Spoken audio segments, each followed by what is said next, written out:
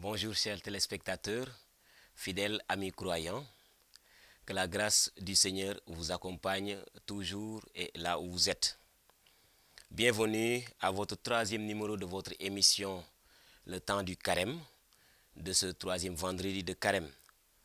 Aujourd'hui, notre partage reposera sur le thème du jeûne, intitulé ainsi « Et si je ne savais pas jeûner ?» Pour nous aider à exploiter donc ce thème, nous avons aujourd'hui comme invité M. l'abbé Augustin Sagna. Bonjour M. l'abbé. Bonjour M. l'abbé. Pouvez-vous vous présenter brièvement? Qui est l'abbé Augustin? Merci, je suis donc l'abbé Augustin Sagna. Je suis prêtre du diocèse de Ziguinchor. J'ai été ordonné en 1993, donc le 30 janvier 1993 à Bignona.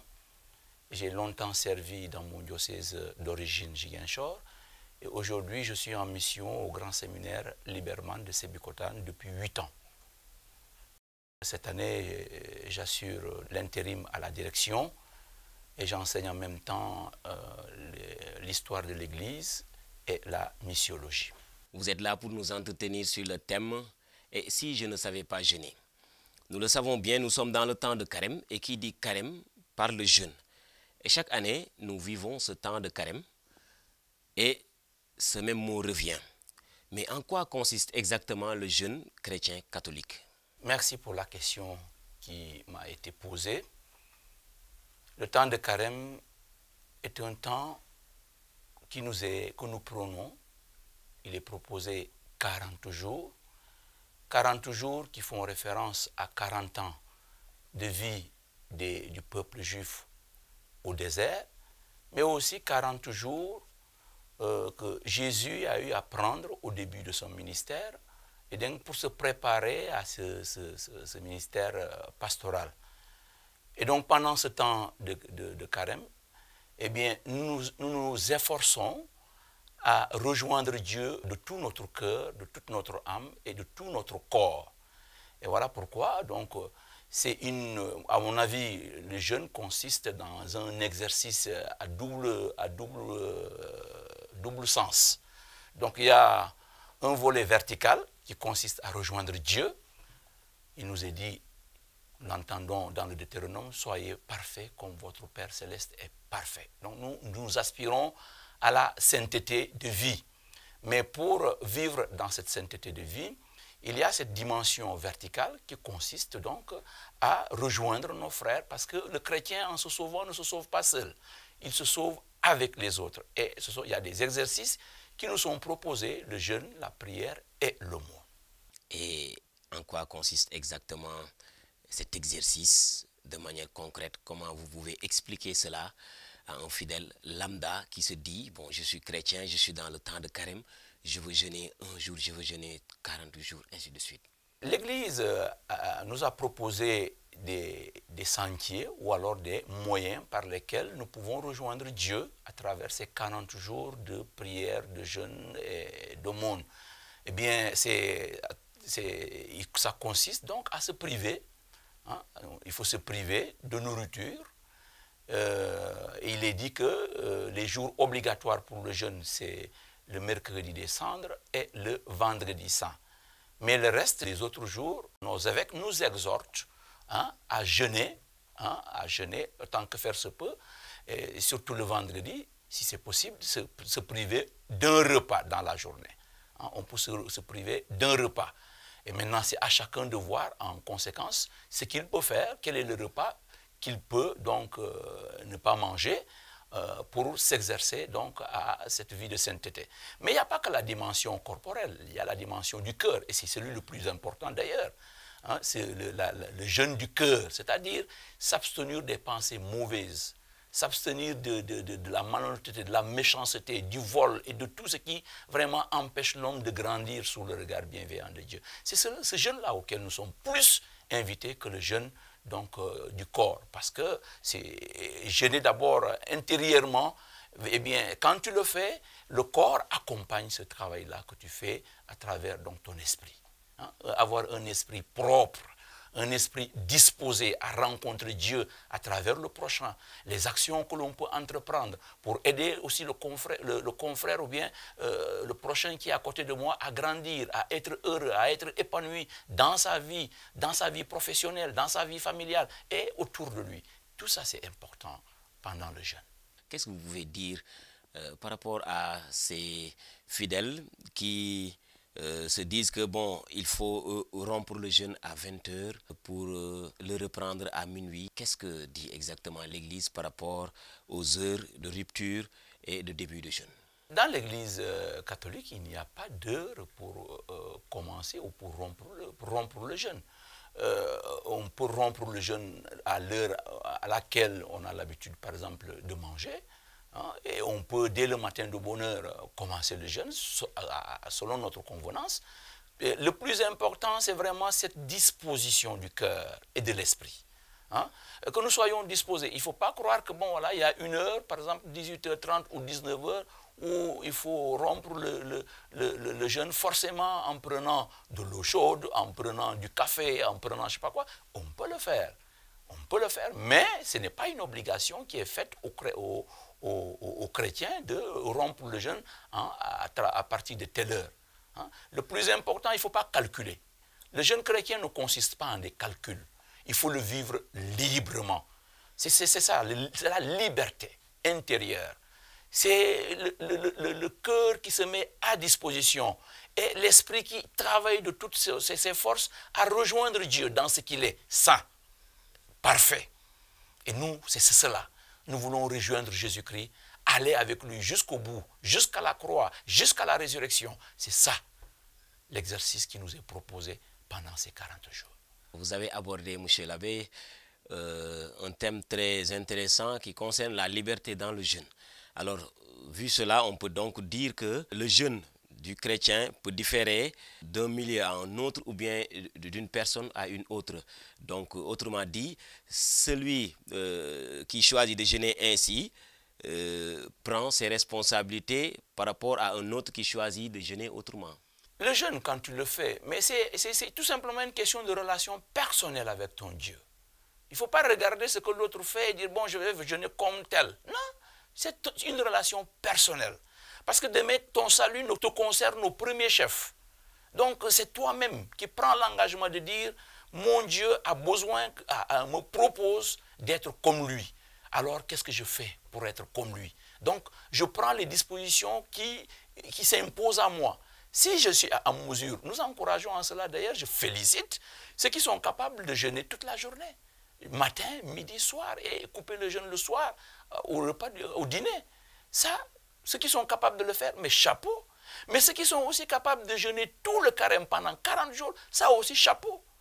Mais ce n'est pas parce que l'un peut le faire que l'autre qui est là à côté, qui n'arrive pas à le faire parce qu'il a des obligations, parce qu'il est malade, ben, tu n'es pas obligé de le faire. On ne jeûne pas pour tomber malade. Voilà pourquoi aussi je profite pour dire, quand on jeûne, on peut boire de l'eau. Sinon, on se déshydrate. Et si on se déshydrate et on tombe malade, non. L'objectif du jeûne, ce n'est pas de tomber malade. On est sain et on aspire à une plus grande sainteté, sain dans le sens de A-I-N, mais on aspire à la sainteté avec T à la fin, parce que tout simplement, Dieu nous propose de le rejoindre. Il nous a créés à son image. Il veut que nous soyons à son image. Et donc, chacun, selon les moyens dont il dispose, les capacités qu'il a, selon tout ce qui vraiment peut concourir à l'aider à être saint, chacun travaille de toutes ses forces à rejoindre Dieu dans ce qu'il est. En vous entendant expliquer un peu le jeûne par rapport à l'aspiration du cœur et de l'âme, est-ce qu'on peut parler d'obligation dans le jeûne? À mon sens, quand on parle d'obligation, quelque part, moi je ne veux pas prendre le jeûne dans un sens obligatoire. Parce que l'obligation, ça signifie que quelque part, tu es forcé. Tu es forcé. Non, il faut le vivre en étant décontracté, en étant libre, en se sentant concerné, en se sentant capable de répondre à l'appel de Dieu. C'est un appel que Dieu nous lance. Et l'appel que Dieu te lance te pousse, toi, en tant que chrétien, à lui dire, oui Seigneur, me voici, je viens répondre à ton appel en fonction des moyens dont je dispose. Chacun a en lui des moyens dont il dispose. Donc, ils ne sont pas forcément les moyens qu'un autre a. Et c'est pourquoi il faut jeûner en fonction des maintenant. Il y a des orientations que nos évêques nous donnent, hein, en nous disant, bon voilà, pendant le carême, il y a ceci qu'il faut privilégier, il y a cela qu'il faut mettre beaucoup plus en exergue. Voilà, moi je ne verrais pas ça comme étant des obligations. Parce que quelque part pour moi, obligation c'est que voilà, on est obligé, voilà, on est forcé. Non, ne prenons pas ça sous cet angle. Vivons le temps de carême dans une liberté totale et absolue. Ceux qui décident par exemple de ne pas jeûner les 2 jours entre guillemets dits obligatoires, le mercredi des Cendres et le vendredi saint. Ceux qui peuvent se priver et qui décident de ne pas se priver, quel sera donc leur sort? Bon, c'est ce que j'ai dit. On nous dit que le jeûne, les jours les plus importants qui vraiment que l'Église met en exergue, c'est le mercredi des Cendres et le vendredi saint. Il est demandé à tous ceux qui ont 18 ans et à partir de jusqu'à 59 ans révolus de pouvoir s'abstenir de jeûner. On a considéré que c'est des jours de jeûne, entre guillemets, je dirais, obligatoires d'une certaine manière. Pour moi, c'est ce que j'ai dit. Si quand on parle d'obligation, il ne faut pas faire les choses parce qu'on te force. Moi, je privilégie d'abord. Mais l'Église te propose ce jour-là quand même de faire l'effort de te priver. Et on met ça sous l'angle de bon, obligatoire. C'est des jours obligatoires. Et moi, personnellement, je dis vraiment le mot obligatoire me gêne un peu, mais c'est tout simplement pour dire, c'est des jours importants. Le vendredi saint, c'est un jour très important parce qu'il fait référence à la mort de notre Seigneur Jésus-Christ. Et donc, nous l'accompagnons dans cette mort, puisque lui, il meurt pour nos péchés. Il se donne pour nous. Donc, acceptons aussi ce jour-là de nous priver volontairement, si maintenant on peut mettre le mot obligatoire, bon, tant mieux, mais acceptons volontairement de nous donner jusqu'au bout, d'embédir, comme le dit ici au Sénégal, jusqu'au bout, en acceptant de mourir avec le Christ pour ressusciter nouveau avec lui le jour de la Pâque. Monsieur l'abbé, il y a aussi le fait que le jeûne ait des conséquences néfastes pour la santé physique, mais aussi on peut dire que le jeûne a ses bienfaits spirituels et physiques pour chaque être humain. Bien sûr que se priver, ce n'est pas évident. Se priver. Quelqu'un qui a des problèmes de santé, ben, il a des problèmes de santé, il n'est pas obligé de jeûner. Parce que c'est sa santé qui est en jeu. Donc on ne peut pas obliger à quelqu'un qui a des problèmes de santé de jeûner.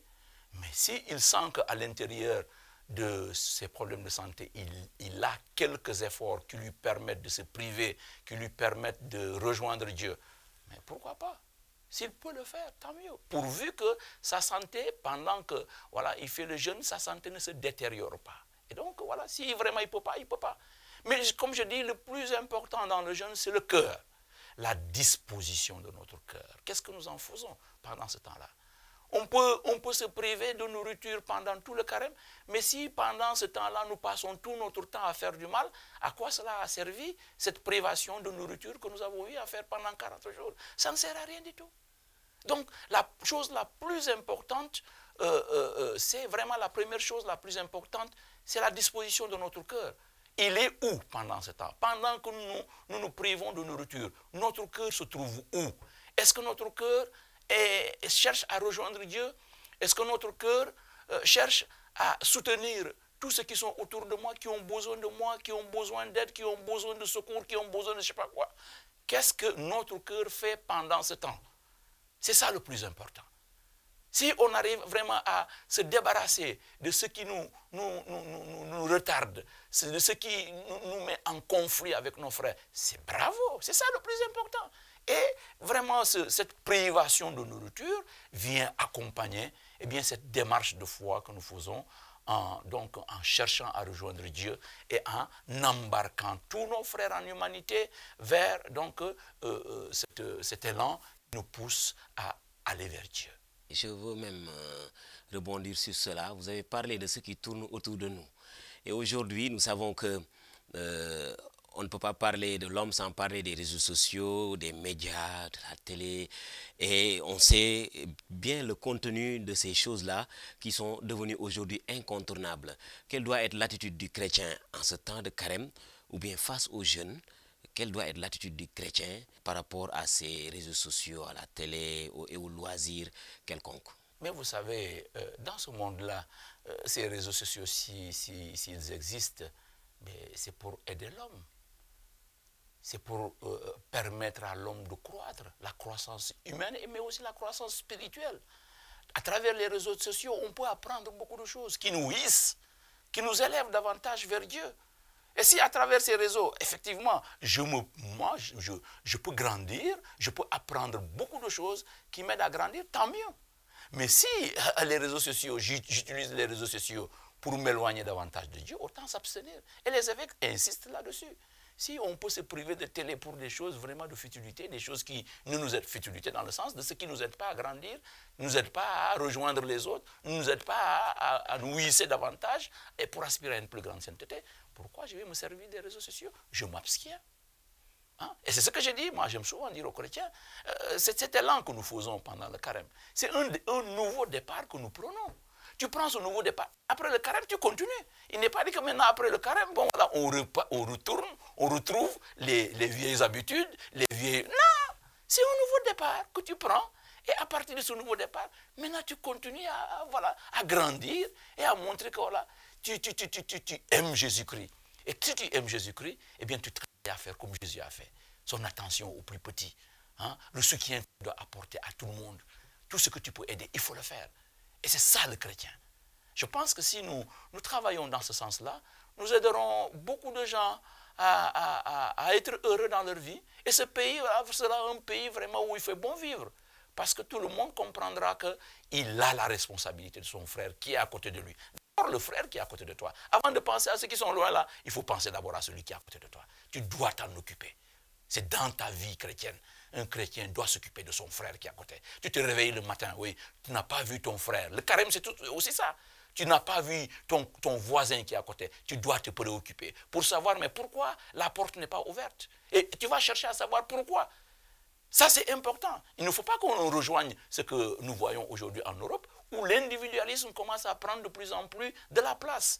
Et nous, ici, la solidarité tend à disparaître. Non! Nous devons nous préoccuper de ça parce que c'est important. Ils font partie de notre vie. Si le Seigneur les a voulus à côté de nous, c'est parce qu'ils ont un rôle à jouer dans notre vie, comme nous aussi nous avons un rôle à jouer dans leur vie. Ceux qui vivent en état de péché, comme le concubinage et autres, est-ce qu'ils peuvent jeûner, eux? Pourquoi ne devraient-ils pas jeûner? Ils peuvent jeûner. Parce que le jeûne est un temps de conversion. Peut-être à l'intérieur de ce péché grave où ils vivent, ils prendront conscience qu'il est temps de revenir à Dieu. Il est temps de revenir à Dieu. Et comment? En allant à la messe tous les jours et tous les dimanches ou alors tous les vendredis au chemin de croix. Mais la conversion est une œuvre divine. Ce n'est pas l'homme qui convertit, c'est Dieu qui convertit. Et chacun a son heure. Donc, il faut jeûner pour montrer ta disponibilité du cœur et de l'esprit à rejoindre Dieu. Et peut-être que pendant ce temps-là, Dieu peut, à travers un message que la personne aura entendu, eh bien, commencer à travailler cette personne de manière à ce que cette personne accepte de se convertir et de revenir à la forme la meilleure que l'Église propose. Et ça, c'est important. Il n'est jamais tard pour se convertir. Même à l'article de mort, il faut se convertir. Parce que Dieu sollicite notre conversion. Dieu veut sauver tous les hommes. Et ce n'est pas pour rien qu'il est descendu, qu'il a pris notre chair, qu'il nous a rejoints pour nous amener, nous tirer vers le haut et vers Dieu. En me basant sur ce que vous venez de dire, on peut dire que le jeûne concerne d'abord le cœur, mais celui qui se sent disponible pour se priver de nourriture peut le faire, comme celui qui se sent dans le besoin d'aider son frère peut s'y donner à fond. C'est exactement, c'est pourquoi l'Église nous a proposé des chemins, j'entends, des voies. On dit, bon, il faut se priver, il faut jeûner. Donc, il y a le jeûne, il y a l'aumône, la prière soutient l'action. Et comment vous pouvez définir ici l'aumône selon le chrétien? Mais l'aumône consiste à offrir ce que nous sommes, mon temps, ma vie, mon avoir, tout ce que je suis. L'aumône, voilà, je suis là, je suis capable de faire ceci pour telle personne, je le fais sans hésiter. Parce que je crois que mon appui, mon aide peut lui être d'un quelconque secours. Donc je le fais, mais vraiment volontairement et librement. Quelle que soit la personne qui est en face, pourvu que ce soit une personne humaine, moi, c'est pas important que ce soit un chrétien, un musulman ou je sais pas, un adepte. Non, c'est un homme, c'est un humain, il a besoin d'aide, je lui accorde l'aide. Voilà, la foi chrétienne m'invite à cela, je lui donne ce que je peux lui donner. Financièrement, mon temps, si c'est ma vie, si je dois me mouiller pour voilà, essayer de l'aider à être plus ce qu'il doit être, je le ferai sans hésiter. Ça, c'est très important parce qu'aujourd'hui, ce qu'on appelle dans notre langue locale en wolof sarax nit ñi dañuy faral di wax ne dañuy saraxe waaye est-ce que li ñuy saraxe pour dimbali seen morom la wala dañuy saraxe parce que dañu yaakaar jot leneen ci ginnaaw wala dañuy saraxe ndax nit moo leen wax dañu war a saraxe dara. Je ne veux pas me lancer dans le wolof parce que mon wolof n'est pas très pur, mais le monde, quand tu fais le monde, c'est parce que tu crois que tu as quelque chose que tu peux offrir. Ce n'est pas forcément l'argent. Le monde n'est pas forcément l'argent. Ça peut être une... Voilà, je lui tends quelque chose qui est en moi, que j'ai, que lui n'a pas, et qui peut l'aider à être heureux dans la journée. Bien, j'ai une chemise, je vois que sa chemise est déchirée. Eh bien, j'ai plusieurs chemises. Mais je peux aller chercher, je lui dis, prends. Voilà, comme ça, tu peux aller sortir, tu peux aller là où tu veux. Je peux avoir autre chose, je ne sais pas quoi. J'en ai là, bon voilà. Bon, et lui, il n'en a pas. Je vais chercher, je lui dis, prends. Il a besoin de mon appui. Je sors dans la journée, je vois une pauvre maman qui a un bagage lourd qu'elle peine à porter. Et moi, je peux l'aider à le porter là où elle va. Ben, si je peux le faire, je le fais. J'ai ma voiture, mais oui, ma voiture n'est pas remplie. Et je constate qu'il y a des gens qui sont là, qui veulent aller au travail et qui ne peuvent pas. Bon. Si je peux le faire, je le fais. Mais aussi en faisant attention. Parce qu'aujourd'hui aussi, tu peux amener des gens et puis voilà, après, il y a toutes les conséquences que cela, voilà. Il faut prendre aussi un minimum de sécurité. Il faut assurer cela. Mais c'est important dans la vie de pouvoir donner un peu de son temps, de son avoir, de ce que l'on est aux autres. C'est ça la vie chrétienne. À mon sens, si tout le monde s'engage dans ce sens-là, je pense que notre monde serait beaucoup plus humain et on sentirait beaucoup plus de charité dans la vie que nous menons. Et cela est important, surtout nous qui avons 18 ans et au-delà. Hein, c'est bon pour les enfants qui naissent, qui nous voient vivre. Ces enfants-là ont besoin d'avoir des repères. Aujourd'hui, de plus en plus, les repères se perdent. Il faut éveiller et susciter cela. Très important. Si nous voulons avoir de bons chrétiens demain, c'est aujourd'hui qu'il faudrait que chacun de nous travaille à transmettre l'héritage que nous avons reçu depuis notre baptême. C'est très important. Monsieur l'abbé, vous insistez beaucoup sur la charité et les relations interpersonnelles qui sont indispensables, surtout en ces temps de carême où on est appelé à aller vers l'autre pour non seulement subvenir à ses besoins, mais aussi pour l'aider à grandir. Et merci pour toutes ces réponses. Ça a été très clair. L'abbé Augustin nous a entretenu aujourd'hui, chers téléspectateurs, sur le thème « Et si je ne savais pas jeûner ?» ñu bëri dañuy wax ci lu jëm ci koor ñu bëri sax dañuy naan dañuy woor waaye naka la ñuy wooree naka la ñu nar a dundee koor naka la ñu nar a dundee jamono carême loolu doon na lu am solo mu nekkoon li nga xam ne abbé Augustin delluwaat na ci wax ñu ne koor gi yàlla bëgg nekkul kese ñàkk lekk ak ñàkk naan waaye itam delloo suñuy xol ak suñuy xel fa yàlla di dimbalante ci suñuy biir di xool lan lañu doon def ci suñu dund li nga xam ne baaxul ñu bàyyi ko di moytu baakaar waaye itam la nga xam ne ñu ngi ko doon def muy lu baax ñu gën ci farlu gën a def li nga xam ne moom la ñu yàlla digal mu nekk ci ndigalam yi commandement yi ci bible bi di def itam li nga xam ne moom la ñu suñu lewek yi nga xam ne ñoo fi teewal jàngu bi di ñu wax ci li ñuy def chaque temps de carême ci temps wu koor bi muy di jàppalante suñu biir di saraxee di xool suñu morom soxla bu ñu ko amee ñu defal ko ak yu ni mel itam mu fàttali ne carême bi maanaam woor bi mënuñu wax ne waxtu wi lay commencé ak waxtu wi lañ koy dog kon kooru chrétien ku nekk yow yaay xool fa sa doole yem la nga mën ak la nga yéene yàlla nga jox ko muy doon sa offrande maanaam sa jébbale ci yàlla. Kon l'abbé Augustin ñu ngi lay jaajëfal. Nous vous disons un grand merci d'avoir répondu présent à notre appel et d'avoir accepté de nous entretenir sur ce thème pour éclairer davantage nos fidèles chrétiens et même au-delà pour ce qui concerne le jeune chrétien et catholique. Alors, nous vous donnons rendez-vous au 4e vendredi du temps de Carême où on aura à parler du thème « Et si je ne savais pas prier ?» Une question. Et si je ne savais pas prier? Ce thème sera animé donc par l'abbé Simon Pierre Thior, qui est professeur au grand séminaire Liberman de Sébikotane, et sera modéré donc ce thème par le père Yves Maxime Sagna, qui est l'actuel curé de la paroisse Saint-Joseph de Médina. Alors l'abbé, en vous remerciant pour tout ce que vous nous avez dit aujourd'hui, nous vous demandons de nous dire un mot de la fin et de nous bénir. Je suis content d'être là, de partager votre ministère très noble. Eh bien, je souhaite un saint temps de carême à tous, que le Seigneur nous aide pendant ce temps difficile, mais vraiment dont l'issue est heureuse, que le Seigneur nous aide à nous hisser davantage, de manière solidaire, vers lui, pour qu'ensemble, le jour de Pâques, nous soyons heureux et fiers de parvenir à la résurrection bienheureuse. Quelles que soient les difficultés que vous rencontrerez, continuons de prier ensemble, d'aller régulièrement à la messe. Je félicite tout ce que vous faites en ce moment, vous les chrétiens. Allez régulièrement à la messe, jeûner régulièrement, prier régulièrement, s'efforcer d'améliorer sa vie. C'est vraiment de bonnes choses. Que le Seigneur vous bénisse, qu'il vous garde aujourd'hui, demain et pour les siècles des siècles. Amen.